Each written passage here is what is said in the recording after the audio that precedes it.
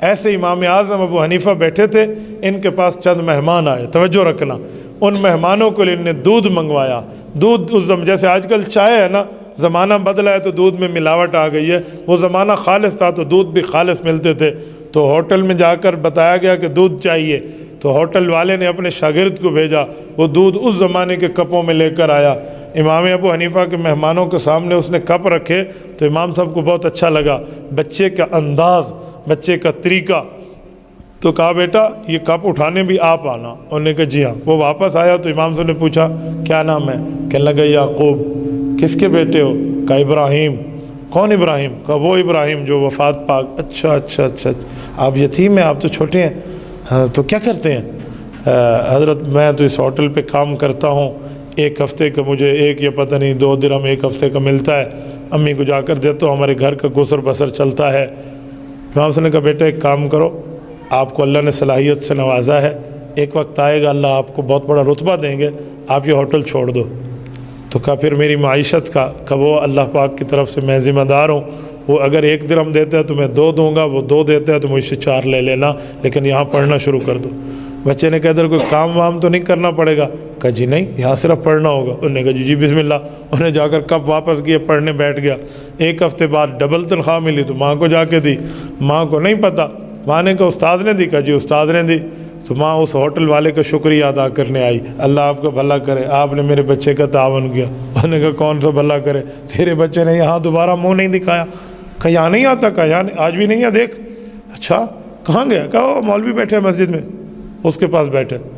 تو وہ امام صاحب کے مجلس میں آئی اور یہ بچہ پڑھ رہا ہے۔ کہا یعقوب، کہا ابو استاد سے اجازت لیں، کہ میرے استاد سے بات کرا، کہ میں ان کی والدہ ہوں، آپ نے کون سا ظلم کیا ہے، ہم آپ کو شکریہ تو ادا کرتے ہیں کہ آپ نے 2-4 روپے زیادہ دے دیے، لیکن آپ کب تک دیں گے؟ آپ مولوی ہیں، یہ مولوی بنے گا تو کھائے گا کہاں سے؟ یہ اس زمانے کی بیماری چلی آ رہی ہے، تو میں اپنے بچے کو یہاں نہیں پڑھنے دیتی، آپ اسے نکالو۔ پکڑا اور اس کو جا کے ہوٹل پہ بٹھا دیا۔ امام صاحب کے پھر مہمان آئے تو دوبارہ اسی طرح بچہ آیا تو امام صاحب نے کہا بیٹا بیٹھ جا، تنخواہ کتنی؟ کا جی 3 درہم کا، مجھ سے 5 لے لینا، بیٹھ جا یہاں۔ ایک بار پھر بیٹھ گیا۔ اب کی بار امی کو پتہ چلا تو امی پھر آئی تو امام صاحب نے ماں کو بڑی لجاجت سے کہا کہ آپ میرے لیے قابل احترام ہیں، میری بڑی بہن ہے، میری گزارش مانیں، اس بچے کو یہاں بٹھا دیں۔ تو ماں نے کہا کھائے گا کہاں سے؟ اللہ اکبر، یہ علم حدیث سامنے ہے۔ تو حضرت امام ابو حنیفہ رحمۃ اللہ علیہ نے جملہ فرمایا کہ ایک وقت آئے گا یہ ایسی خوراکیں کھائے گا کہ بادشاہ بھی وہ خوراکیں شاید روزانہ نہ کھائے۔ ماں نے خاموشی اختیار کی اور چلی گئی، لیکن اس کے سامنے منظر نہیں تھا تو اس نے دیکھا نہیں، چلی گئی۔